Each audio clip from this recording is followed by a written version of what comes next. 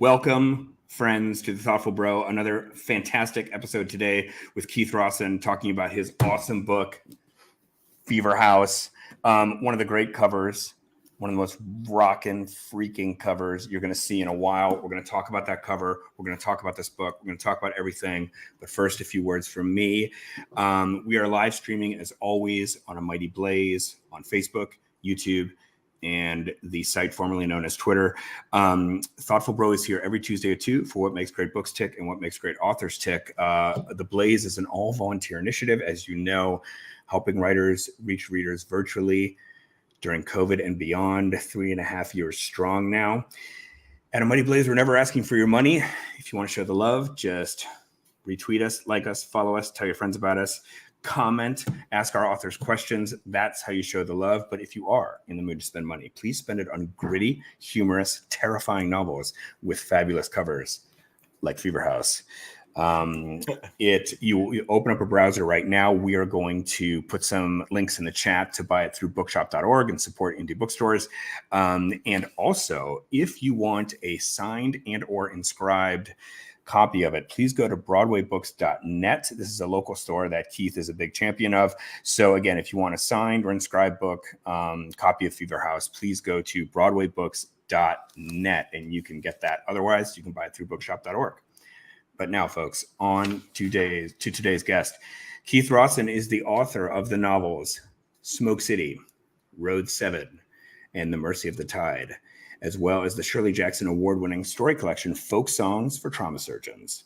His short fiction has appeared in the Southwest Review, Nightmare, Cream City Review, Pank, and more. He is also a legally blind illustrator and graphic designer for clients that include Green Day, Against Me, and Warner Brothers. He lives in Portland, Oregon. His latest book, Fever House, is an explosion of graphic violence, colorful characters, and buck wild storytelling. Publishers Weekly, in a starred review, called it, quote, a stellar supernatural thriller. And Kirkus, and I have to say, this was one of the best written Kirkus reviews I've ever read. I mean, Keith, I want to hear you weigh in on this in a second, but this was like an artful review. It was terrific. So I'm going to quote at length from this review because it was so wonderful. Kirkus said about this book, grungy fantasist Rosson pivots to full-on apocalyptic horror, but takes his time with talky, crime-heavy character arcs interspersed with 1970s era conspiracy vibes and a compassionate family drama to boot. He wields the tropes and trappings of horror nimbly, balancing nicely between familial devotion, big screen apocalyptic visions, and full-throated splatterpunk. Keith, that was a great review, and welcome to the show. Thank you so much. I really appreciate you having me. Yeah, man. Kirkus is it's a tough one sometimes, and so that was a really, really generous review, and I feel like they got the gist of it. You know what I mean? Like sometimes. I do reviews for like a local a magazine out of LA, like writing record reviews and stuff. And and I've been in bands where I feel like reviews have misrepresented projects that I've done, you know, where it's like, you don't get it, man. And so I feel like they really nailed it, you know? Yeah, there's a whole class of reviews, which is like, I didn't like it. But really, when you dig down, it's like, I didn't like it because I thought I ordered the chicken, but I got the steak. It's right, like, you're not, totally. It's like, you're just mad that this isn't the book that you thought it was. Yeah. You're not judging it on its own terms. And I'll go a step further with the Kirkus review. I mean, I think that, you know, to write that way, I'm just giving props to whoever did that review. To write that way, I feel like you have to have really vibed with the book. I mean, it's sort of, he or she must have been inspired by it. Not only gotten the book, but sort of was thrilled by it to write in that kind of way. Yeah, and there, you know, I think that was one of the earlier reviews too, and it was just like, whew, you know, yes, yeah, because the early ones can carry a lot of weight, and so to have kind of like eked your way through felt good. So, all right, hey, I almost never do this, but I want to just do it right now, which I'm going to throw up an audience question early that just came in. Renee is asking, what instruments do you play? Oh man, I was in a punk band called Neckties Make Me Nervous. And we did 2 7-inches and did a couple tours and everything. And so I play guitar really, really badly, but I don't even play bar chords. I play the claw, which is just these two fingers, and then everything else damped. So it's not even a complete bar chord. But everyone else was really good. And so they were able to like kind of wing it and make it sound better than it could have been. You know what I mean? Any vocals or? Occasional like yelling, but yeah, we had two singers that like rolled around and shrieked and stuff. So it was cool. I could just imagine that, like on the liner notes, guitar. Yeah, it was a lot, man. And occasional yelling. Yeah. It was a lot. It was a fun show. Awesome. Thanks, Renee, for that question. Keep them coming, guys. Just pop them in the chat and we will ask. So, Keith, I sort of here and there in my intro explained bits about the book, but why don't you just in your own words tell us what Fever House is about? Yeah, I hate this question so much because it's like 110,000 word book and there's like 4 or 5 main characters. You know what I mean? So it's really hard to give the like summative pitch. But essentially 2 leg breakers roll up to an apartment in Portland, Oregon to collect a debt. And they find a severed hand in a freezer. And they soon discover that proximity to the hand instigates like uncontrollable desire for violence. And so they take the hand, and it turns out there is a Black Ops agency called ARC that kind of had possession of the hand and then lost it. And so now they're like, oh my gosh, let's try to find it again. And so they're looking for it. One of the leg breakers gets injured in throughout possession of the hand. So he has to pass it off to another main character. This guy named Nick Coffin, and Nick Coffin and his mother, Catherine Moriarty, who's a ex rock star with agoraphobia, and Nick kind of takes care of her. And pretty soon all of these disparate threads of all these characters start to enmesh and kind of tighten. And within hours, like Portland is racked in flames and there's just madness going on. And it's a tightly complicated plot, but also like propulsive, you know what I mean? Like so yeah, it is propulsive. It's got so many elements that I think are working really well together. And on that front, and I appreciate you answering that question. It's so tough. There's so much going on in it, you know? And there's this like anecdote that I love about someone once asking Tolstoy, like, what is Anna Karenina about? And he's like, for me to explain to you what Anna Karenina is about, I would have to rewrite Anna Karenina. Yeah, right. In other words, if I could have said it in a shorter way, I would have. Right. Yeah. So, but on that note of kind of like, you know, it's about a lot of things, this blending of elements. This is like a lot of what people talk about when they talk about your work, not just this book, but other books of yours. You know, the comps that come in. I mean, there are, for this book in particular, a lot of horror comps like Grady Hendrix, Stephen Graham Jones, Paul Tremblay. I had a bit of a Ben Percy vibe. He has these books coming out, the Comet Cycle. His first book was called The Ninth Metal. He came on this show to talk about that. But, you know, a lot of what people say about your work is just that it's sort of hard to pin down. And there are, you know, these many, many different kinds of elements in it. What comps, if any, land for you? You know, that's the thing, is that it is, I would consider it a horror novel, and yet it's also, there's a really serious element of crime fiction in it. And that is why I've heard The Passage, like Justin Cronin's The Passage, is a similar thing. And then like Don Winslow's stuff, who's like, he does like these massively plotted crime novels, you know. So if you kind of smush those together, I feel like that's like a kind of relatable comparison.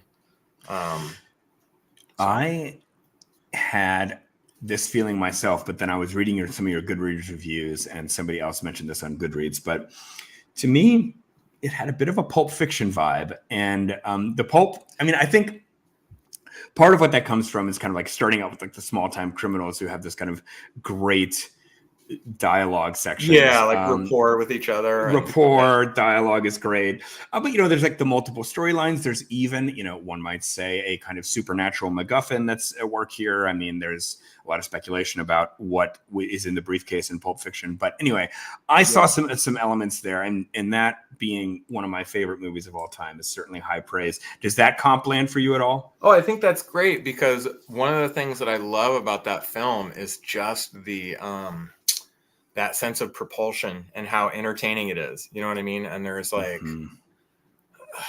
there's not a lot of like navel gazing in it, and like I have a real tendency to do that, I think, as a writer, to kind of like slow down and slog through a lot of like characterization and stuff. And I think that with this I did a good job of like kind of slimming that down a little bit, So. And another similarity, I think, is what I always say about when I talk to people about Pulp Fiction is that like really it's a story about great relationships. I mean, it's like sounds like funny to say that, but if you look at every pairing in that, every main pairing of characters in that film, there is love. There's super strong, even I will sacrifice my life for you level of love between a number of those characters. And they're also all on kind of the point of changing their lives. There's a kind of like these loving friendships and relationships all on the point of changing their lives. And anyway, I just really appreciated some of the relationship writing and the strength of the relationships in your work as well.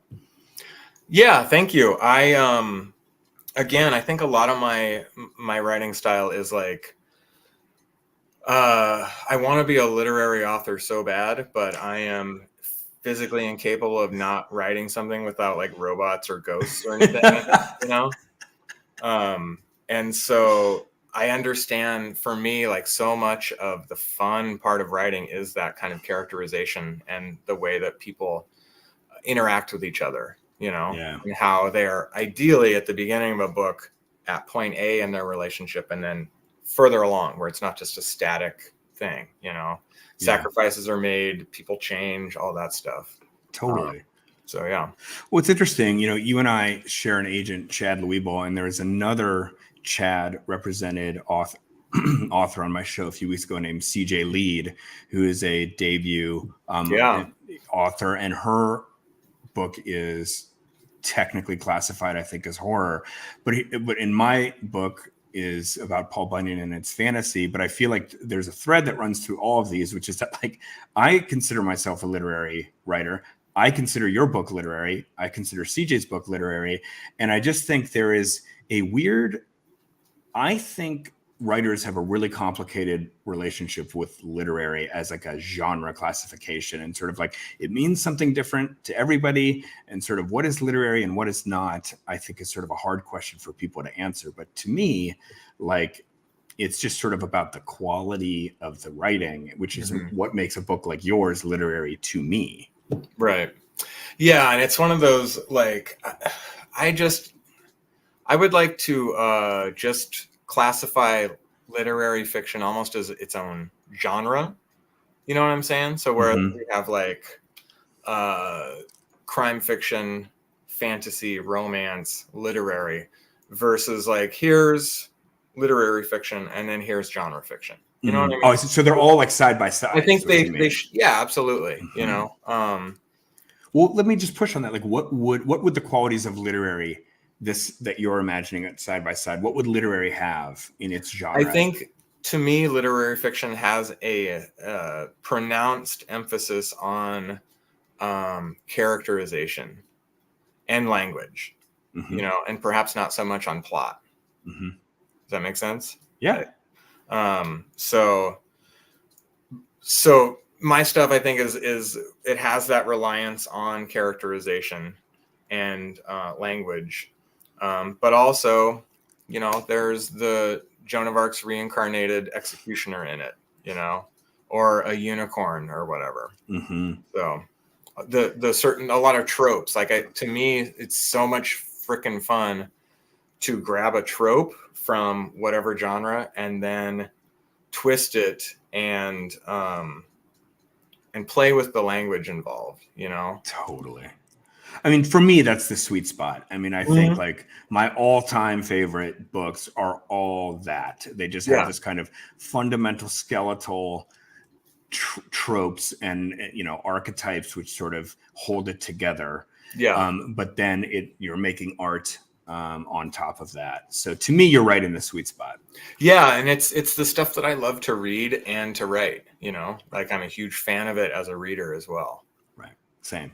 All right. So let's talk about this cover for a second. So as we said earlier, you're an artist, and you've done a lot of work for bands. And I just found out in the green room that you did the covers for all of your previous books until this one. And we're going to put a link to that in the chat, the page on Keith's homepage where you can see all his covers. Folks, these are some of the best covers you will ever see.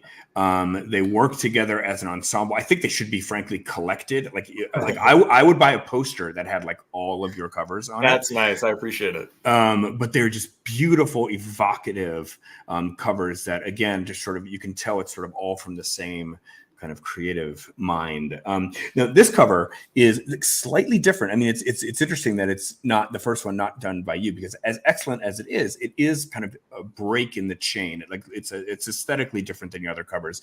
But just talk to me a little bit about how this cover came about, and was it hard for you to kind of like release the reins on the creative control here?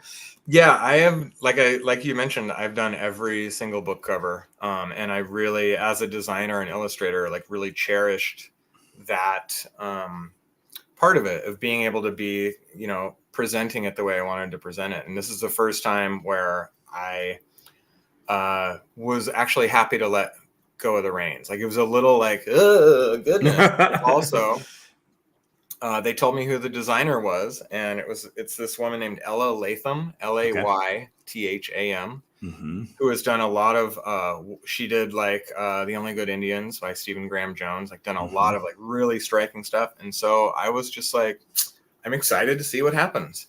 Yeah. And this initially, I was like, it felt, I was trepidatious when I first saw it.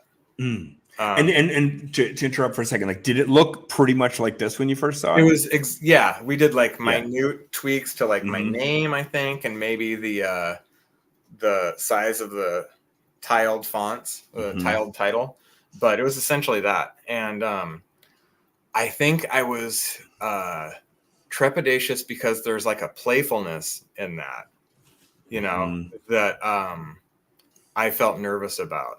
Because there's a lot of like, the book is a lot of things, but like playful, I don't think it is, and then it was like Chad kind of shopped it around to the agency, and like I showed people and everything, and it was like people were down. And now, months and months later, I am like, it is so striking.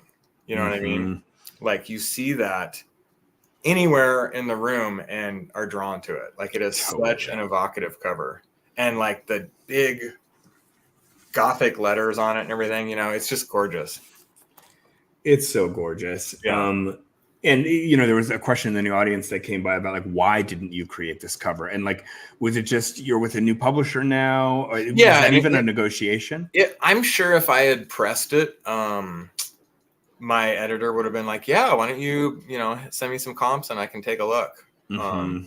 But it really was like, when I first got the book deal, my editor was like, I want 30,000 more words if you are up for doing that. And so the notion of like adding title on top of that, or a cover on top of that was just like, dude, I don't have time, But yeah, so I got to show you guys. There's the new cover, and you can see the hand has that like gloss on it, and like full bleed, and it just looks. Look at that spine. Good Lord, it's so badass. It just looks gorgeous. She did so good. Yeah, I think you guys are going to win an award for that cover. Yeah, honestly. It's beautiful, man. Yeah. It's beautiful.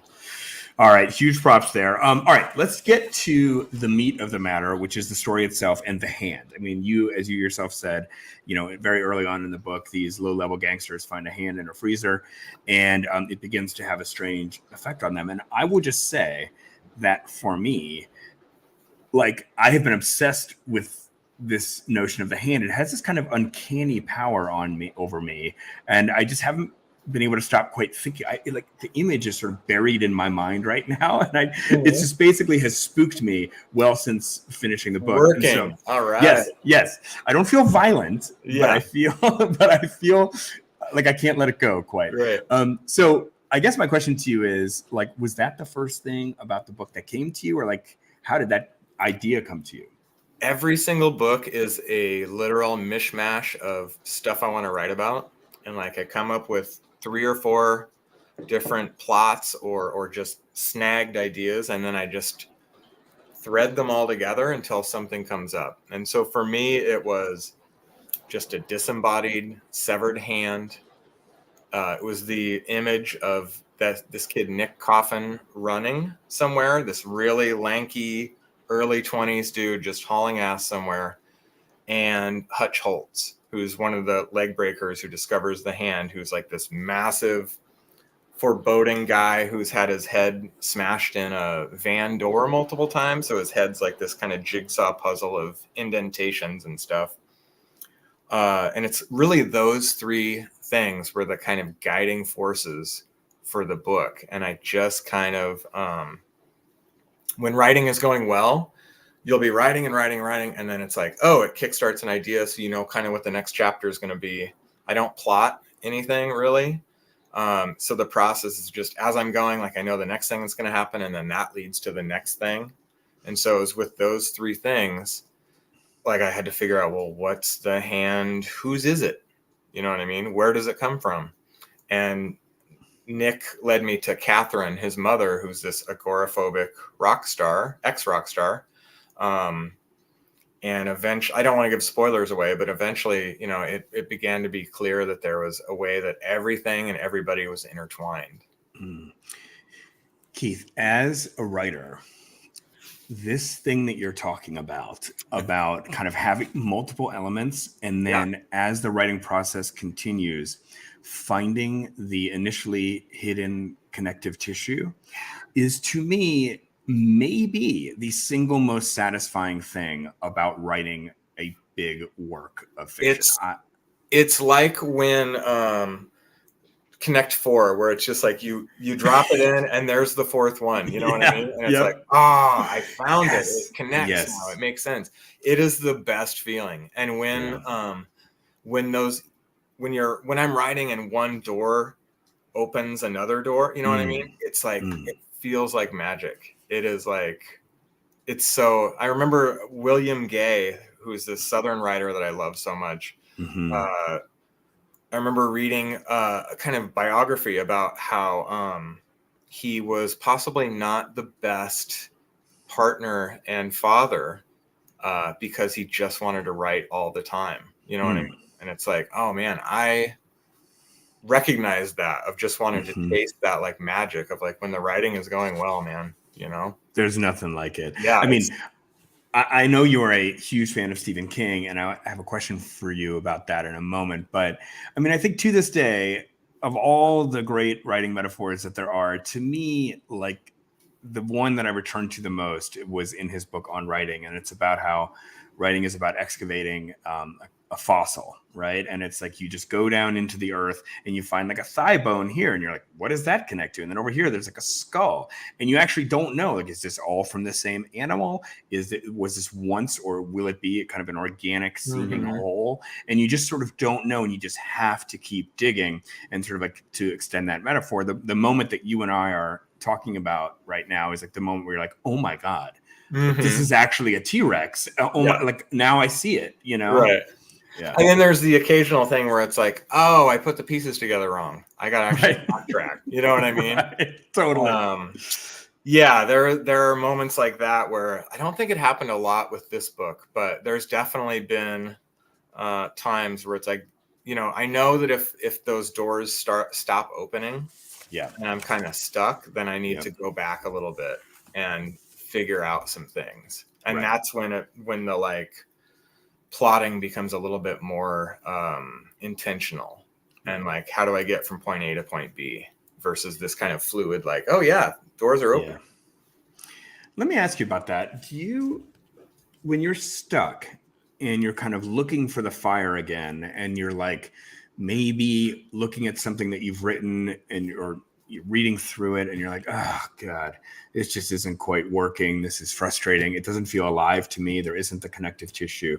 I'm just curious as kind of like a troubleshooting technique. When you feel like real dead about your writing, how do you find the door back in? I think two things that I do is one, I work on something else, just another story or whatever. But if it's something that like I really need to work on, I come up with something outlandish plot wise, and go with it a little bit. And that usually leads me to like, oh, well, there's no way he can start turning into a giraffe. You know what I mean? But that actually kickstarts a more reasonable idea. So like, this like the whole, like put a gun in it, like put a gun in the, like, see what happens. Have him start to crumple over in pain. What's happening there? You know what I mean? Totally. It's sort of like that William Blake quote, like if a fool would chase his folly, he would become wise. I've actually never heard that as a technique, that you just kind of overdo it and do something ludicrous, which sort of like your subconscious kicks in and it's like, no. But this, Yeah. Or just try running with it. And I had to do that a couple points in this book. And I think that some of it, like I stuck with, you know what I mean? Like, there's a scene where Hutch, I think, is in the hospital and has to escape this hospital while there's a detective talking to him, and stuff is starting to go south a little bit in the town, in the city. And it was like, this is a big one. You know what I mean? There's a lot going on. There's a lot of moving parts. And but I just ran with it, Love it. One last question on the hand. The most terrifying story I ever heard in my youth was the monkey's paw, and my uncle would tell me that story over and over again. You know the monkey's paw? No, I think I read a Stephen King story about it long ago, but no. Okay. All right. Well, anyway, we will put a link to it in the chat. It's just there's like a massive Wikipedia page about the monkey's paw, and like the dozens of plays and radio shows. I think it was originally written in like the early 1900s. Is it the one with you get 3 wishes, but then and it's the sort of the unintended consequences of each wish. Yeah. Okay. Anyway, it came to mind as another classic of the severed hand subgenre. And so it just spooked me all over again. But great story. And like I've heard after the fact, I heard like hand of glory is another term for like a severed hand imbued with powers. And there's that film Talk to Me that just came out that I guess features a severed hand as well. And so I'm like, just suddenly had my finger on the pulse of things for a little bit there, I did come across the Hand of Glory when researching this, and that also is a spooky thing that people can look up. Open a new browser tab and look up the Hand of Glory. It's not what you're thinking. Yeah. Renee is asking from the audience, did I go to overnight camp? And yes, I did. And the uncle who would tell me this story was an overnight camp counselor. And that is where he like perfected his act. So it was terrifying when he told me that story. All right. So another aspect of this book is the kind of, shall we say, zombie aspect of it. There is, I don't want to give too much about the plot, but as Keith said, it's all interconnected. But I am just curious because it seems like there's a little bit of a zombie moment happening right now. And I could just be like overreading the market. Certainly, I'm thinking of The Last of Us, which is like one of the most praised video games of all time, then became this like hit series. And anyway, this is sort of an open-ended question. Like, is this a zombie moment? Did you like The Last of Us? Sort of take that question where you will. I did enjoy it. Yeah, we watched it. I've never played the video game. I had a lot of trepidation because Fever House has a sequel that will be coming out next summer. And so there are essentially like zombie-like things going on by the end of Fever House. So I had a lot of low level panic about like, because I was already well enmeshed in writing the sequel when The Last of Us came out, and I was like, oh gosh, I see some minor parallels here, and I hope they only stay minor, you know. Right. But yeah, again, this is like, this is my zombie book, you know what I mean? Before that, it was the unicorn / monster book with Road 7, and then Smoke City was my ghost book, you know. Like, I just take those tropes and then run with them. So yeah, I want to do an alien one at some point. I don't know when it's going to happen, and I have a vampire one in the pipeline. So I was gonna say, I mean, yeah, it seems like there's only one missing now. It's a vampire. Right. Yeah. I can't wait to see what you do with that, because I mean, I don't know. I don't think I thought of The Last of Us, but only I will say this. I actually sort of only thought of it after the fact when I started reading about it. I wasn't like, there's no way that I was in the middle of your book thinking like, oh, it's just like The Last of Us. Yeah, and I think the sequel might have some more minor parallels to it, just because it's kind of that's all I'm going to say. Yeah. I don't want to give anything of the sequel away, but yeah. All right. But let me just ask you this. What about zombies is sort of energizing for you? Like, what do you think is like, so like, why does that persist as a thing? Right. I think to me, it is this fascinating way of othering, kind of dismissing humans. You know what I mean? Yes. Where it's like, so few of us could kill someone, you know what I mean? Casually or whatever. But there is this weird kind of like Western, almost cowboy notion of like the zombie slayer, you know what I mean? And I think a lot of that idea of like, these are people. They were people very recently, you know what I mean? Gets explored a lot in the second book.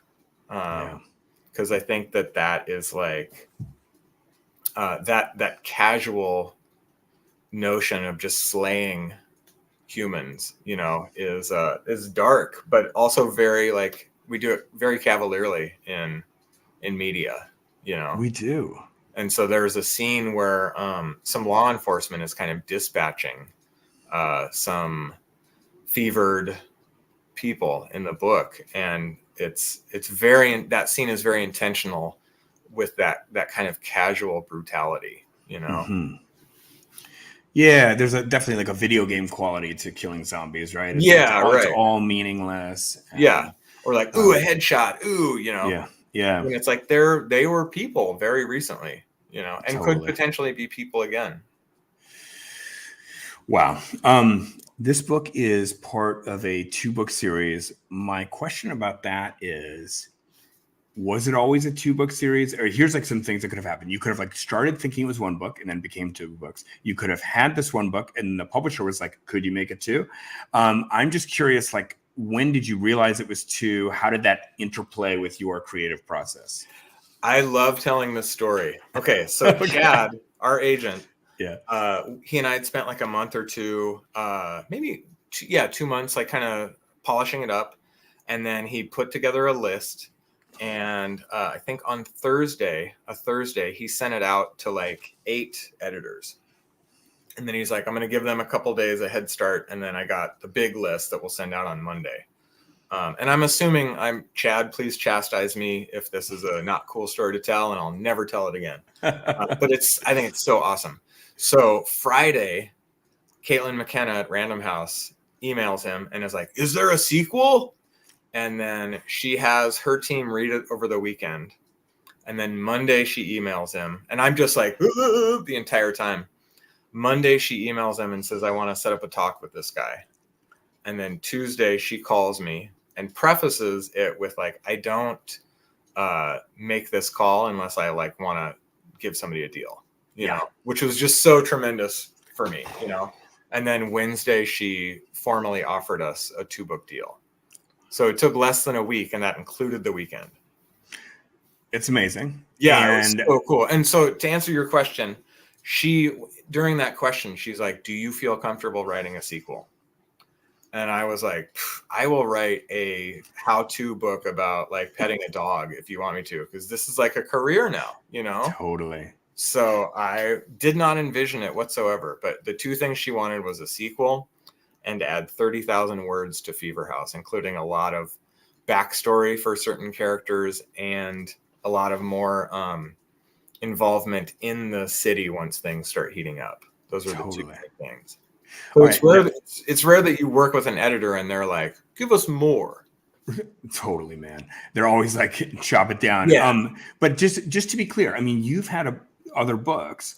But you said a moment ago, like, well, this is such a big thing. It's a career. Just sort of, so within the context of the fact that you had already published some other books, how was this making it a career, so to speak? In Caitlin's letter, she made a nice case for like, we would like to make Keith like a regular author with Random House, you know? Wow. And we've talked about it where it's like, ideally it's like, I have a book a year coming out, you know? Mm-hmm. And honestly, the money, like they were able to offer money to where my family's able to survive. You know what I mean? Oh. So yeah, it was amazing. That's freaking great, man. Some people can totally make that work in small presses, you know, and I just did not reach that point. And so that was the changing aspect for me, was financially. That's amazing. Yeah. And one other question about the 2-book thing. I mean, so she said, is there a sequel? Now, looking back, do you feel like there was something about that? I mean, it's not like a question maybe you hear all that much. I feel like a more common question, to the extent that you get a question like that, would be like, could this be a series or something? But it's just particularly that it could be a sequel and not a trilogy and not a series, but there's one more book. Looking back on what you submitted, is there something that screamed sequel about it to you? You know, I think that somebody like Paul Tremblay is so annoyingly good at ambiguity. You know what I mean? Where it just drives you nuts wanting to know, well, what happened, you know? Mm-hmm. And there's some of that in this book where the ending is very like open-ended, and I'm fine with that. But also if someone's like, do you want to write a second book? I'll clear that right up.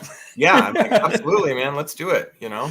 Yeah. So, and honestly, like I think that there are enough questions kind of left open in this second book that if they ever wanted to, I could do a third book, you know, but also it's at a nice plateau for 2 books. So we'll see. Awesome. We'll see.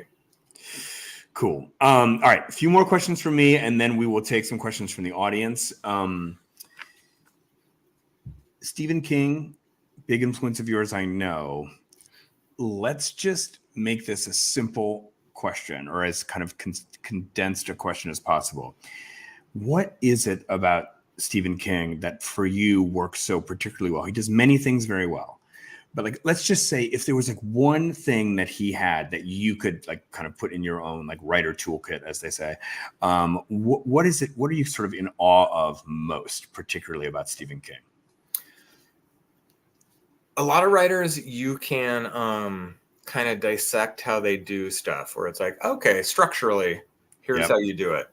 And I kind of notice what they're doing here, and his work just flows in this way that is it never like, there's never these like jutting out points where it's like, oh, there's a good stopping spot. Or, oh, I recognize where this happened. It all just goes so naturally that makes it look so, it's so hard to do that.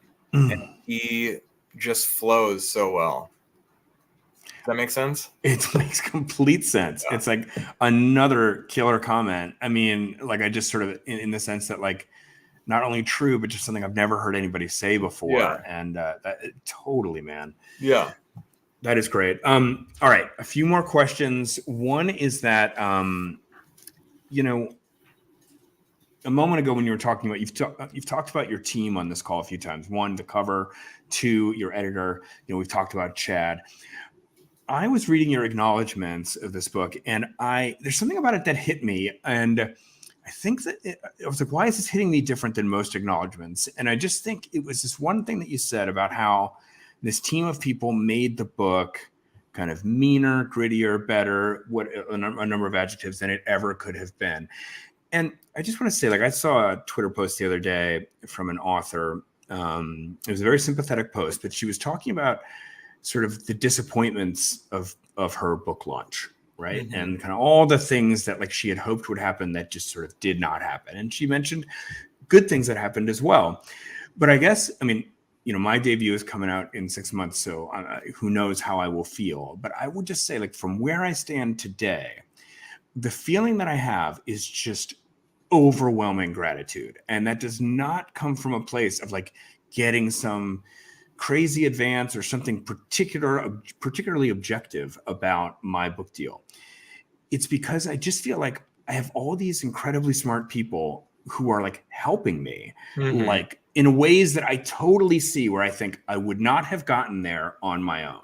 Yeah. But, and I'm just like, I feel just overwhelmed with gratitude about it, because it's like, you know how it is, like to be out there kind of like in the publishing alley, like kind of scrapping for your life. I mean, Yeah. I know what that's like. And a lot of writers do. And I just feel like now I have gotten so much help and I'm so thankful for it. And I saw just some of that in your acknowledgments, and I just wanted to call that out as pretty cool. Yeah. You know, with those first 4 books, they all came out on Meerkat Press, and Trisha Reeks is the owner of the company, and she does like she does almost every hat needed to run a small press she wears. And so for those first 4 books, it was the 2 of us, you know, from editing to marketing to covers, everything, you know. And like, it's incredible. Like the amount of work she does for her authors is incredible.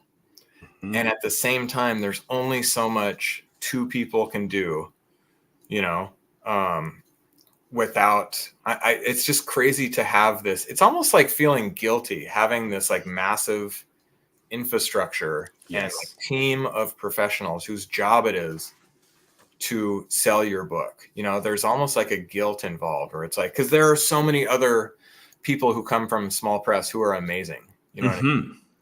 And who like would so benefit from it and so just kick ass with that sort of opportunity, you know. But yeah, it's incredible. It's incredible. I mean, I never had the small press experience, but I definitely had the kind of like, I wrote an unpublished manuscript experience, and just kind of feeling like just trying to get your friends to read it, and like, totally. maybe like you pay a little money to a copy editor to spruce it up. And now I'm like, oh my God, they hire an authenticity reader, and you got like 4 different copy editors. I'm like, oh my God, thank you. And it's like, there's a scene where Catherine is talking about a show that the band she was in played when they were younger.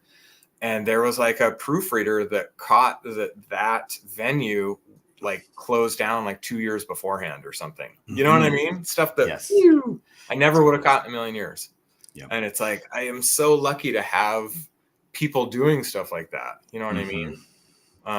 My grammar is like just like a monkey hitting a keyboard. And so like just all that help, you know? Yeah. And I think it's important to say, because I mean, like, look, you know, I've taken my lumps in publishing before getting to this point. And I just think but it's important for everybody to hear that, like, there's like really great people in publishing. And like, I mean, there just seems to be some negativity sometimes about the industry. And, you know, people do have a rough experience sometimes. And I get that, but there's also like great people and helpful people and people trying to do their best. So, all right, let's take a few questions from the audience before we wrap. From Renee, do you dream about the parts that will be included in your novel? You know, I feel like there are definitely times when I'm laying awake thinking.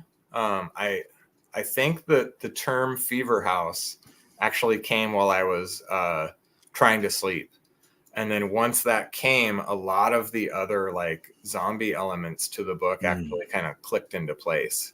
So I don't think it's dreaming, but actually that like those times when you're trying to just be calm, but your mind is like going 5 million times. I answer a lot of questions that way. Yeah. Yeah. Okay, great. Let's take a couple more. What advice do you have for someone trying to break into horror, sci-fi, fantasy, speculative genre writing today? Is the path the same now as it was for you? And I think this is like a cool moment to maybe bring up, like, another question that I had for you was just, you kind of came up and did a lot of zines. You had this kind of like real indie story, the way that you came up. And so maybe that's part of answering this question too.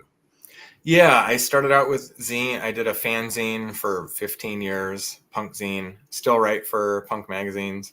And then a small press did my first 4 books. And honestly, I think that self-publishing or small presses, there are small presses now that sell 10,000 books like in a month, you know what I mean? And it doesn't happen a lot, but it absolutely happens. And I think that the field has really widened in a way that it wasn't when I first started out, and also I think my shtick would be the same thing that I always say, which is allow yourself to write crappy first drafts of whatever you're writing. Just get it done, because by the time you finish it, you'll be more informed about what should be happening at the beginning and how the characters should act, because you know more about the characters. That's not going to happen if you just make the first 5 pages perfect and perfect and perfect. And the other thing is just to toe that line between listening to input and not being defensive about it, while also like having some belief in yourself. So it's a tightrope, Yeah. I really agree with all of that. And I just particularly agree with this idea of like knowing what the ending is. I mean, I'm part of a writer's group and I give feedback on other people's writing. And often people are submitting the first, say, 50 pages of their book or sharing that. And they're like, is this working? And then I always have this question, and I know it drives people crazy, but I'm like, okay, well, what happens at the end of the book? Right. And they're like, well, I don't know. And I'm like, well, it's like really, really hard for me to tell you if this is the right beginning or if the beginning is working if I don't know. Yeah, where it's novels are tough for writers groups, man, because there's just like, it's just contingent on so much. Right. And but that's the cool thing too, is like, all the Easter eggs are revealed to you, so you can go back and kind of plant them at the beginning, so that readers get those aha moments of like, oh, that's why he was acting like that. So it's way fun. Yeah. So much of it is just threading the needle and laying little puzzle pieces down, Absolutely. All right. Let's take one last question from the audience. Thanks for the book. Question. Do you ever get the revision blues? I sometimes reread my own work and I am, all caps, horrified. Advice on how to get past this, please. That's a great question. I'm doing revisions right now on the sequel. And it is challenging. And I think, honestly, it would just be kind of what we talked about earlier, which is just to bounce off to something else for a bit, and just restart a little bit. And then just, if it's not working, figure out at what point you lose the thread, and then maybe start from there, Oh, I see. So sort of like kind of track back, and it was okay till now, and then it's good the first 10 pages, but then he does this, and I feel like that's when it gets weird, or that's when it loses steam, Yes, another great piece of craft advice. I love it. Great. All right. Well, Keith, we are over time here. You've been very, very generous. Thank you, man. This has been really, really cool. And also, there was another question that kind of zipped by earlier. Somebody was asking what that bear is behind you. Oh, this is a painting my wife did. Oh, cool. Yeah, she's an incredible artist and muralist. Robin Corbo. Look her up. Spell her last name for me.